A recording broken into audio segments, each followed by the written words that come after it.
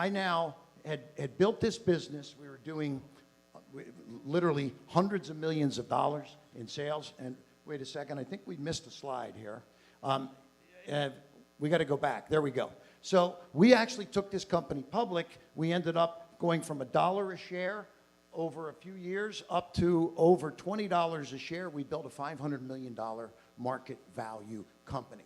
And so this was back in the 90s, and this was the first shot I had at really building something substantial. This was a $550 million market cap company, and we had a lot of fun with this, but something disrupting was about to happen, right? Just because you have this success, this happened, and it was fun during that ride, but all of a sudden, we were going to be disrupted, and it happened hard. In fact, the next slide, please. We took a brutal hit, and if you look at now the marketplace today, television viewership has declined by well more than 50%. This was a few years ago, over 60%. People are on Facebook, they're on Instagram, they're on the streaming channels, right? I mean, Netflix and Disney Plus, et cetera. And here I owned As Seen on TV, AsSeenOnTV.com, As Seen on TV Inc. And in fact, I mean, for those that want to see the logo, there it is. But I was being disrupted because people were not watching, they weren't going to my website. I felt like my business was burning because they were going elsewhere. They weren't watching television. Sales were going down. We had a public company. And yes, there was a major disruption in my marketplace. We didn't know what to do. I mean, we had a $500 million a year company. And at one point, we were making $50, $60 million a year in profit. And now we were down closer to a break even, and we needed to do something. So, well, you know, it's a long story, the whole thing, but again, disruption is what happened. But this is where I had a transition, and this is where the brand building part of my story is going to start, because I knew at this point, I had built a successful public company. We had 500 employees. We had a nice business, but I needed a change. I needed a shift. And many folks that are sitting here today are at a point in their life, maybe where they're just looking for that extra edge, that extra push. Maybe somebody that can help them, maybe somebody giving some ideas. And I want to talk about a few cool things that happened for me, because I was now getting to a point where I had been to the top of the mountain. You know, I had millions of shares of stock in a public company that was trading at 20 plus bucks a share and having a great time, but I saw what was going to be coming down the pike with this television decline and this big disruption in the television industry. So I said, I got to go sit, I got to talk to some mentors, some people that I know and I trust. In fact, one of them happened to be Tony Robbins, because I had been running Tony shows all over the international marketplace. I had, as an international distributor of infomercials, I was able to take Tony, whether it was Tony Robbins or Tony Little or Jack LaLanne or George Foreman, we were running all the infomercials in the industry all over the rest of the world. So I said, Tony, I'm going through this disruption. I also, how many recognize Russell Brunson? Has anyone ever heard of Russell Brunson, the ClickFunnels guy? So I said, I'm going through a transition. I'm going through a disruption. I need some help. And I said, you know, I also went and I hung out with Richard Branson, went down to Necker Island and got an invite. It happened to be Halloween, so we're in a Halloween party there that night. But and here I am, I'm sitting with Richard Branson and talking to all these amazing guys about what I should do, right? And one of the questions I forgot to ask from the very beginning, how many consider themselves entrepreneurs here?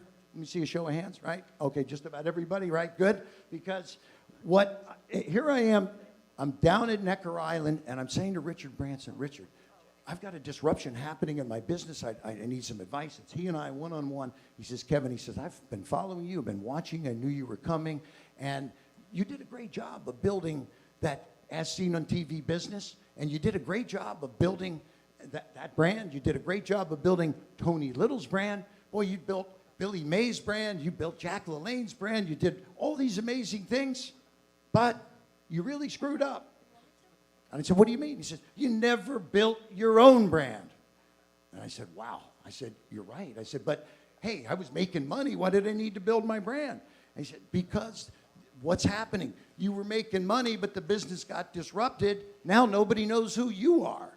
So I said, oh, well, now it's time. So this was the path. I left that meeting with Richard Branson, and I said, I need to build my brand. Everyone here is an entrepreneur. We all need to build our brands. And you know, for me, I started with actually a business plan that started by, I wanted to start writing books, creating content. And we've got some very, very powerful people here in the room today, some powerful speakers that have built their brands by doing some of the things I'm going to be talking about here. But the important thing for me was to start, because everyone talks about it, and I left that meeting, and I had never written a book, and Richard Branson said, Kevin, do you see the kind of stuff that I do as an entrepreneur? I'm Richard Branson, but I'm shooting videos, I'm writing books, I'm creating content.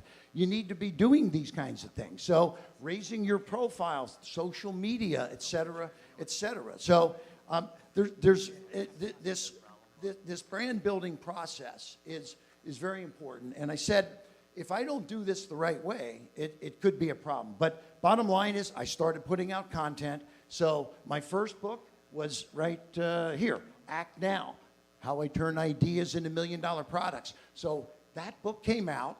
I started doing radio talk shows, and I got on the local ones in my Tampa Bay area, then I got on some regional ones, and I got on national ones. I started getting, there's a guy in Chicago named Mancow that's huge, and he gave me a big break. All of a sudden, I went to 50 talk shows, radio talk shows, 100, 125, promoting the book. But that led, because this was a brand building experience, that led to getting interviews from newspapers, some magazines, and all of a sudden I was being asked to speak at different trade shows. So I'm speaking at the Houseware Show, and then I'm speaking at the Hardware Show, industries that I'm involved with. But because I was building my brand, I was able to connect with the promoters of the events and say, hey, how about having me as a keynote speaker at the next Houseware Show type of thing. So I created these books. These are my own books, but I also said, how can I put my brand with other people's brands? And so I connected with the Ziglar family. Zig Ziglar had passed away recently. I went to Tom Ziglar and said, this was Zig's one of his most famous books, Secrets of Closing the Sale, hundreds of thousands of copies sold, but it was released years and years ago. Let's re-release it with me, with 18 chapters, stories that tie my brand into Zig's brand, and re-release this book. So I'm not only creating my own books, but I'm also, how do I get other books going with other powerful people? Now, this was one of the most powerful things about this process when I did this. When Zig passed away, and it's over 10 years ago, he had never done any social media before. And now that he was deceased, the family said, let's put a Facebook page together for Zig, for people to leave a tribute. How many people have left a tribute and are following the deceased Zig Ziglar? 5 million. All right, so here I was putting a deal together with the Ziglar family. We're going to take his book, put me in it, and sell it to his 5 million followers, plus the rest of the market. But what was it doing? It was building my brand. And now, who's paying attention? There was one guy that was paying attention, a pretty powerful guy. His name was Mark Burnett. And he calls me and says, Kevin, I see you everywhere. I don't know what you're doing. You're writing books. You're doing radio. You've got all this content you're putting out. You're involved with Zig Ziglar and all this great stuff. I got to meet you because I'm doing this new show. And I said, wow. I said, Mark, I said, I know who you are, but tell me about the show. He said, well, I can't tell you about it over the phone. You got to come out and meet me, sign some NDAs. But the show's called Shark Tank. I think you're gonna like it. So come on out. And I said, but I got off the phone and I told my wife, I said, Crystal, I said, I just talked to Mark Burnett. He wants me to come out. He's got this new show he's doing. And she said, what's it all about? I said, he won't tell me. He just said, it's called Shark Tank.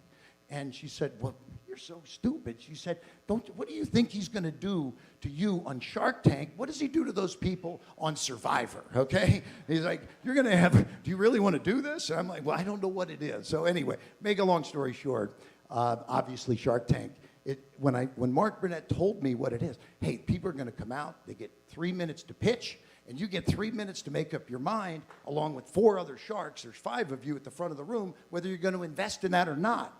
And he expected me to say, oh my God, how am I going to do that, Mark? And you know what I said? I said, Mark, I said, that's what a shark is? Someone, he takes a pitch, gets 3 minutes to take the pitch, 3 minutes to make up his mind. I said, I've been a shark for 30 years then. He said, what do you mean? I said, this is what I do every day.